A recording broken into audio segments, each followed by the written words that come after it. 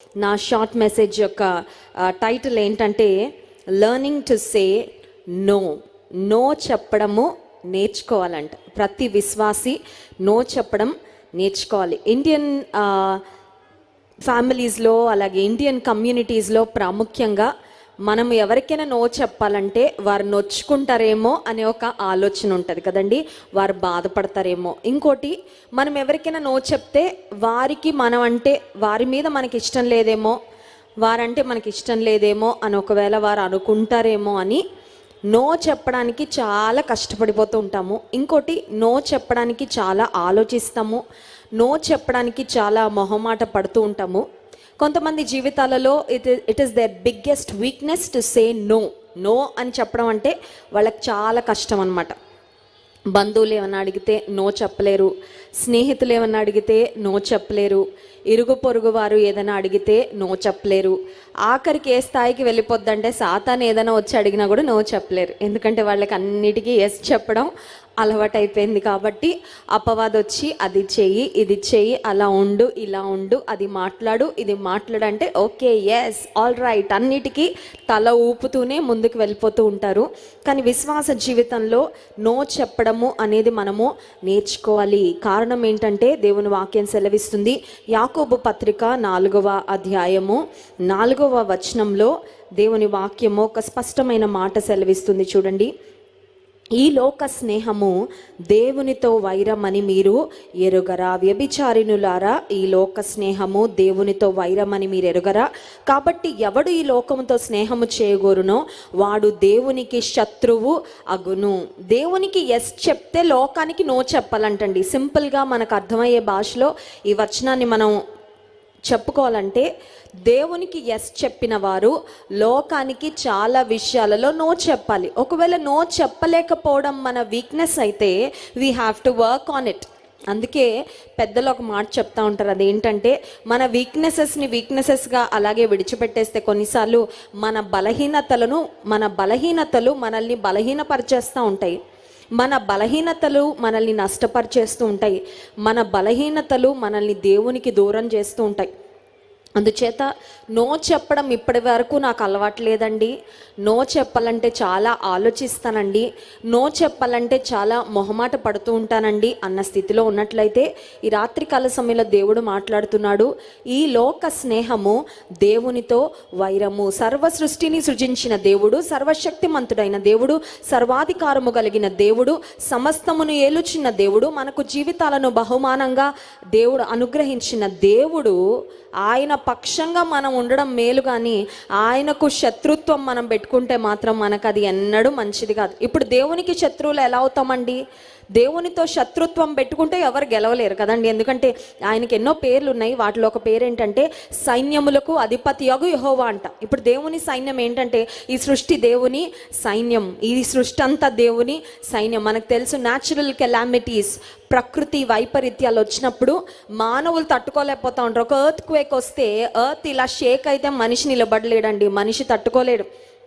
భయంకరమైన కుండపోతు వర్షం కురిస్తే, లేకపోతే ఒక ఫ్లడ్స్ వస్తే, ఒక తుఫాన్ వస్తే మనుషులు తట్టుకోలేరు. అంత మాత్రమే కాదు, కొన్నిసార్లు ఈ ప్రకృతిలో ఉన్న కొన్ని జంతువులు మనుషుల మీద తిరుగుబడితే కనుక మనం వాటిని తట్టుకోలేం, వాటి దాడిని తట్టుకోలేం. మనం గమనించినట్లయితే నిర్గమకాండ గ్రంథంలో దేవుడు తన ప్రజలైన ఇశ్రాయేలును ఐగుప్తు నుండి పోనిమ్మని ఫరోతో మోషే ద్వారా పలికించినప్పుడు ఫరో అంటాడు, నాకు ఇష్టం లేదు, నేను పంపించను అంటే దేవుడు 10 రకాలైన తెగుళ్లను ఐగుప్తు దేశం మీదకి ఒక 10 రకాలైన తీర్పులుగా ఆయన పంపించినట్లు మనం గమనిస్తాం. సో వాటిలో దేవుడు సృష్టిని ఆయన కలుగచేసిన కొన్ని జంతువులను, కొన్ని జీవులను, పరిస్థితులను ఆయన వాడుకున్నట్లుగా గమనిస్తున్నాం. సో దేవునికి విరోధంగా నిలబడి దేవునితో శత్రువు అయిపోయి ఈ ప్రపంచంలో ఎవ్వరు కూడా ఏది సాధించలేరు. ఒకవేళ సాధించగలరు అనుకున్నా అది తాత్కాలికమైన విజయమే. It's only going to be a temporary success. కానీ దేవునికి విరోధంగా నిలబడి, దేవుని ఎదుట నిలబడి సవాలు చేసి నేను బాగుపడతాను, నేను ఉన్నత స్థితికి వెళ్ళిపోతాను, దేవుని శక్తికి మించి నేను ఏదో సాధించేయగలను, ఏదో చేసేయగలను అనుకుంటే మాత్రం ఖచ్చితంగా బొక్కబోర్ల పడిపోతాం. ఇప్పుడు దేవునికి శత్రువులు ఎవరు అవుతారంటే, లోకముతో స్నేహం చేసేవారు దేవునికి శత్రువులు అవుతారంట. అంటే అర్థం ఏంటంటే, దేవునికి నీవు ఎస్ చెప్తే, దేవుని బిడ్డగా నువ్వు జీవిస్తూ ఉంటే, ఈ లోక సంబంధమైన వాటికి, ఈ లోక సంబంధమైన స్నేహాలకు, ఈ లోక సంబంధమైన పద్ధతులకు, విధానాలకు, ఆచారాలకు, కొన్నిసార్లు కొన్ని రకాలైన సంప్రదాయాలకు కూడా మనం నో చెప్పాల్సి వస్తుంది. సో దేవుడు ఎప్పుడు కూడా తన బిడ్డలు కాంప్రమైజ్డ్ లైఫ్ జీవించాలని ఎప్పుడు కోరుకోవట్లేదండి. God wants us to live an uncompromising life. రాజీ పడని జీవితము మనం జీవించాలని కోరుకుంటున్నాడు. రాజమండ్రి నుండి మమ్మల్ని ఇక్కడికి దేవుడు ఎందుకు తీసుకొచ్చారు తెలుసా? వీళ్ళు కొంతమంది అనుకుంటున్నారు, హైదరాబాద్లో ఆ మూల ఉంటామండి, ఆ మూల నుండి ఈ మూలకు రావాలంటే ట్రాఫిక్ కష్టం, ట్రాఫిక్ ఇబ్బందులు ఉంటాయి, అందుకని ఇంట్లో కూర్చొని చక్కగా లైవ్ చూసేసుకుంటామని కొంతమంది ఇంటి దగ్గర సుఖంగా కూర్చొని లైవ్ చూసుకుంటా ఉన్నారు. కానీ మేము రాజమండ్రి నుండి ఇక్కడికి వచ్చామండి. దేవుడిచ్చిన దర్శనాన్ని బట్టి, దేవుడిచ్చిన భారాన్ని బట్టి, హైదరాబాద్లో ఉన్న మిమ్ములను ప్రోత్సాహపరచాలని, దేవుని వాక్యం ద్వారా బలపరచాలని దైవజనులు జాన్ వెస్లీ గారు, నేను, మా బృందం అంతా కూడా ఇక్కడికి రావడం జరిగింది. చాలాసార్లు మనకు ఏది ఈజీయో అది మనం చేయడానికి ఇష్టపడుతుంటాం. కొంచెం కూడా మన కంఫర్ట్ జోన్ నుండి మనం బయటకు రావడానికి ఇష్టపడం, స్ట్రెచ్ అవ్వడానికి ఇష్టపడం. నాకు ఏది ఈజీ అయితే అది చేస్తాను, ఏది అనుకూలంగా ఉంటే అది చేస్తాను అని చాలాసార్లు మనం అనుకుంటూ ఉంటాము. కొన్నిసార్లు జీవితంలో కొన్ని విషయాలకు నో చెప్పినప్పుడు కొంతమంది మనకు శత్రువులు అయిపోతారని, కొంతమంది మనకు కొన్ని లేబుల్స్ వేసేస్తారని, కొంతమంది మన గూర్చి ఒక చెడు ప్రచారం చేస్తారని, కొంతమంది మనతో మాట్లాడడం మానేస్తారని మనము కాంప్రమైజ్ అయిపోతూ ఉంటాము. కానీ మన దేవుడు రాజీ పడేవాడు కాదు. Or God is un uncompromising God. He is uncompromising in his character. దేవుని యొక్క స్వభావంలో, దేవుని యొక్క పరిశుద్ధతలో, ఆయన నీతిలో, ఆయన న్యాయములో, ఆయన చేసే ఏ కార్యంలో అయినా సరే ఎక్కడ కూడా ఆయన రాజీ పడని దేవుడు. ఆయన స్వభావంలో కూడా రాజీ పడని స్వభావమే మన దేవునిలో ఉంది. సో ఆయన కోరుకుంటున్నాడు ఏంటంటే, ఆయన బిడ్డలంగా మనం జీవిస్తున్నప్పుడు రాజీ పడని వారముగా ఉండాలి అని దేవుడు కోరుకుంటున్నాడు. So saying yes to Jesus means that we must say no to certain things of this world. దేవునికి ఎస్ చెప్తున్నాము అంటే అర్థం ఏంటంటే, ఈ లోక సంబంధమైన కొన్నిటికి మనము నో చెప్తామన్నమాట, నో చెప్తున్నామన్నమాట. నేను యవ్వన కాలంలో ఉన్నప్పుడు, ఇంటర్మీడియట్లో నేను కూకట్పల్లిలోనే హాస్టల్లో చదువుకుంటున్న సమయంలో మా స్నేహితురాండ్రు, నేను ఒక గర్ల్స్ హాస్టల్లో చదువుతూ ఉండేదాన్ని. సో హైదరాబాద్లోనే మా పేరెంట్స్ ఉండేవారు, కానీ ఇంటి దగ్గర వారి పరిచర్య బాధ్యతల వలన నేను కూడా వాటిలో పడిపోయి కొంచెం చదువులు కాన్సన్ట్రేట్ చేయను అనుకొని హాస్టల్లో వేస్తే బాగా చదువుతానని హాస్టల్లో ఉంచారు. సో హాస్టల్లో ఉన్న సమయంలో మా ఫ్రెండ్స్కి తెలిసింది నేను పాటలు బాగా పాడతాను, దేవుడు మంచి స్వరాన్ని ఇచ్చాడు అని వారికి అర్థమయ్యి, ఒకనొక సమయంలో ఒక పార్టీ మా కాలేజీలో జరుగుతుంటే మా ఫ్రెండ్స్ నా దగ్గరకు వచ్చి అన్నారు, నీకు మంచి స్వరం ఉంది కదా, సో ఈ పార్టీలో ఒక మంచి పాట, పలానా సినిమా పాట నువ్వు పాడితే నీ వాయిస్కి బాగా సూట్ అవుతుంది ఆ పాట నువ్వు పాడావంటే నువ్వు చాలా ఫేమస్ అయిపోతావు. అన్ని క్యాంపసెస్ నుండి మరి ఫ్యాకల్టీ వస్తారు, మన డైరెక్టర్స్ వస్తారు, చాలామంది స్టూడెంట్స్ వస్తారు.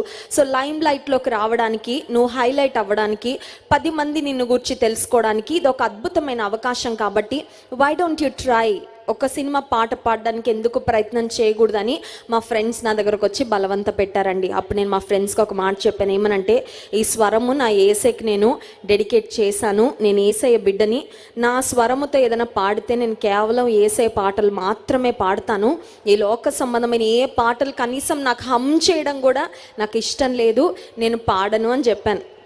చెప్తే మా ఫ్రెండ్స్ అందరు నన్ను ఎలా చూసారంటే, పిచ్చిది, మంచి ఆపర్చునిటీ వస్తే మంచి అవకాశాన్ని ఉపయోగించుకోవడం తెలియడం లేదని మా ఫ్రెండ్స్ అందరు నన్ను చూసి నవ్వుకున్నారు, వెళ్ళిపోయారు. కానీ ఆ రోజు నేను నా హాస్టల్ రూమ్లో నా డైరీలో ఒక మాట రాసుకున్నాను, అదేంటంటే, ప్రభా, ఈ అవకాశము లోక సంబంధమైన పాటలు పాడి కొంచెం పాపులర్ అయ్యే ఒక అవకాశం వచ్చింది, కానీ నీ కోసం నేను అది వదులుకుంటున్నాను. ఎందుకంటే నీ బిడ్డగా నేను అపవిత్రమైన ఏ పదాలు కూడా నా నోటితో, నా స్వరముతో నేను పాడకూడదని తీర్మానం తీసుకున్నాను. కాబట్టి ఈ స్వరాన్ని నువ్వు అభిషేకించి, నేను నమ్ముతున్నాను అనేక వేల మందికి ఆశీర్వాదకరంగా వాడబడేటట్టు నువ్వు అవకాశాలు ఇస్తావు. నేను కొంచెం వదులుకున్నా, కానీ దానికి నువ్వు రెట్టింపుగా నాకు ఆశీర్వాదాన్ని ఇస్తావని నమ్ముతున్నానని నా డైరీలో రాసుకున్నానండి. ఫాస్ట్ ఫార్వర్డ్ చాలా సంవత్సరాలు గడిచిన తర్వాత మీ అందరికీ తెలిసినదే, దైవజనులు జాన్ జాన్ వెస్లీ గారితో నా వివాహం అయినప్పటి నుండి ఒక్కొక్క పాట దైవజనులు అనేకమైన పాటలు రాయడం జరిగింది.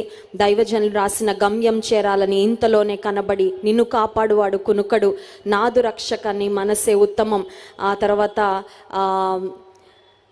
ఎన్నో పాటలు దైవజనులు రాయడం జరిగింది. ఆ పాటలన్నీ కూడా చాలా సీడీస్లో పాడుతూ ఉన్నప్పుడు చాలామంది చెప్తూ ఉంటారు ఏమనంటే, ఈ పాట ద్వారా దేవుడు మమ్మల్ని తాకాడండి, ఈ పాట ద్వారా దేవుడు మమ్మల్ని ఆదరించాడండి. ఆ తర్వాత యూట్యూబ్ వచ్చిన తర్వాత మీ అందరికీ తెలుసు, ఒక్కొక్క పాటను ఎక్కడెక్కడో దేశ విదేశాల్లో ఉన్న దేవుని ప్రజలు విని ఆదరణను, ప్రోత్సాహాన్ని పొందుకుంటూ ఆ వ్యూస్ అన్నీ అలా పెరిగిపోతూ ఉన్నప్పుడు దేవుడు నాతో ఒక మాట జ్ఞాపకం చేశాడు. అదేంటంటే, ఒకప్పుడు నీకు ఒక అవకాశం వచ్చింది లోకము కొరకు నీ తలాంతులు వాడడానికి.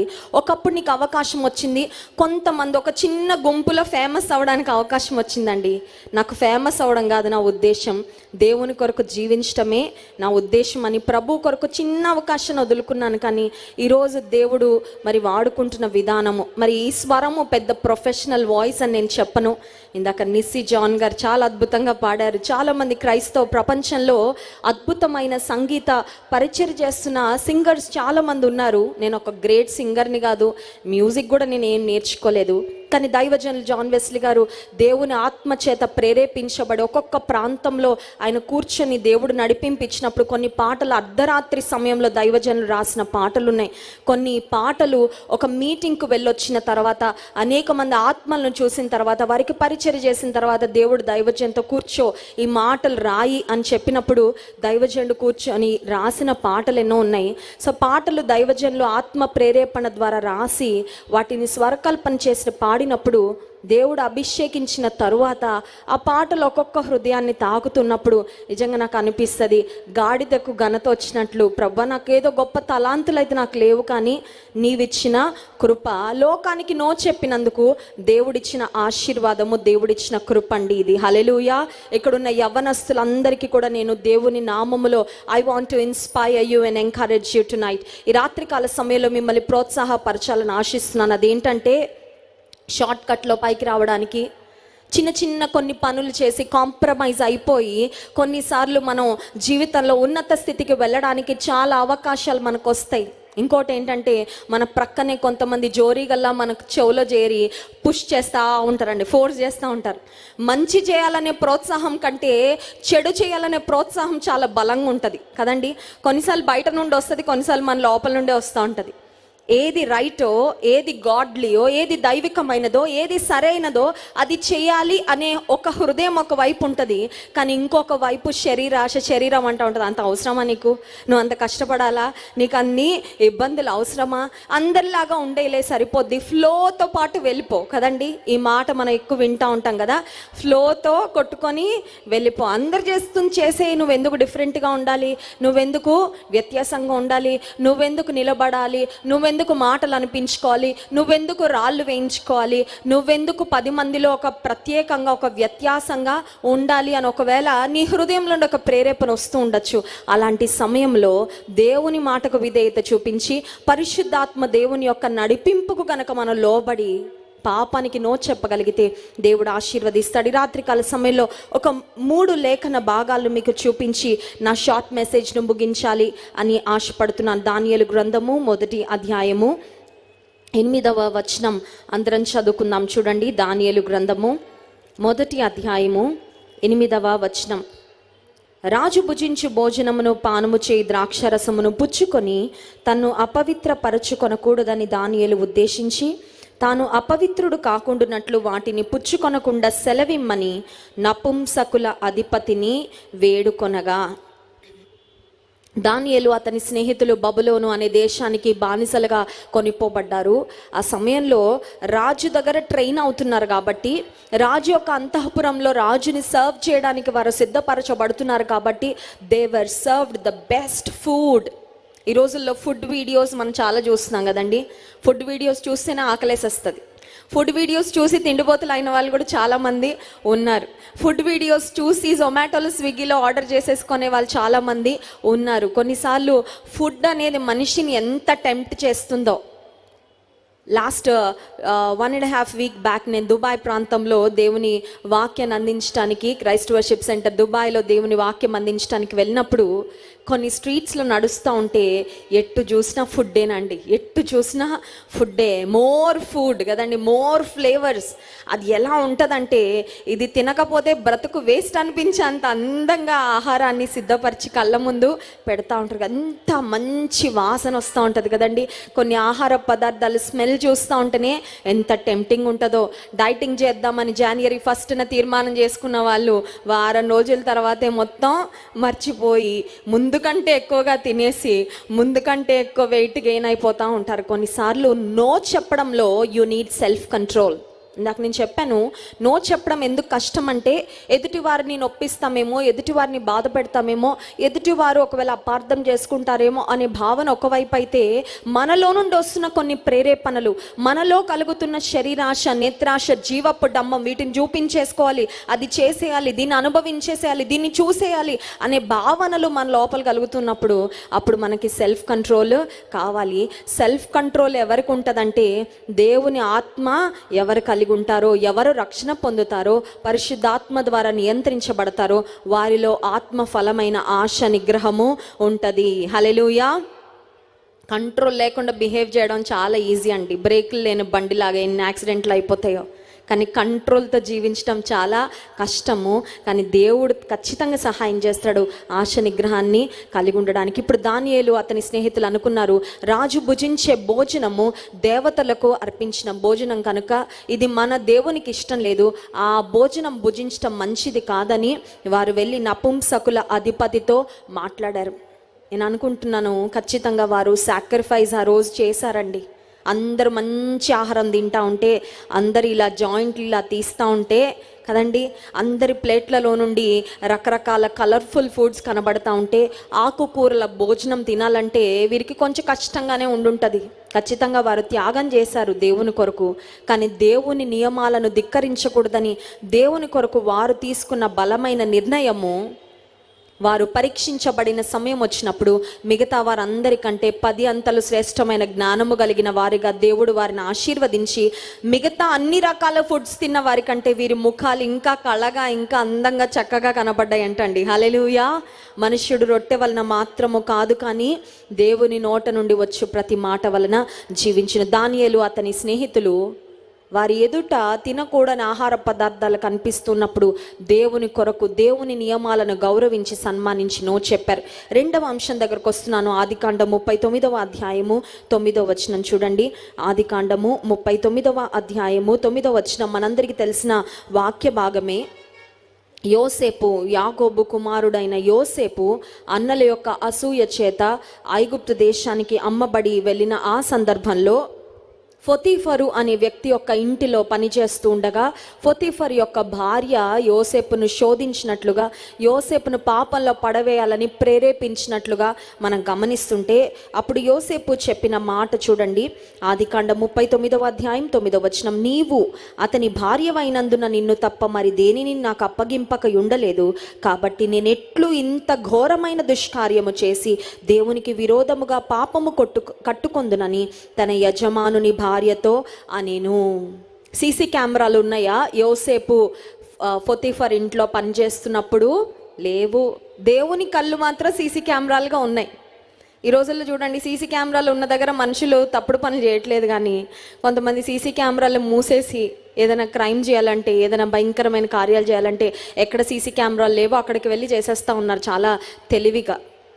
యోసేపు ఒకటి గుర్తించాడు. అదేంటంటే, ఈ దూరదేశంలో నా తల్లిదండ్రులు నాతో లేకపోయినా, నా తోబుట్టువులు లేకపోయినా, నేను ఎరిగిన వారెవరు లేకపోయినా దేవుని కన్నులు నన్ను చూస్తున్నాయి. నేను యథార్థంగా జీవించాలి, పాపాన్ని అసహించుకుంటాను, పాపాన్ని ప్రేమించను అని ఒక తీర్మానం తీసుకొని, పొతీఫర్ భార్య అయితే ఏంటి, లేకపోతే ఇంకొకరి భార్య అయితే ఏంటి, నాకు అవసరము లేదు.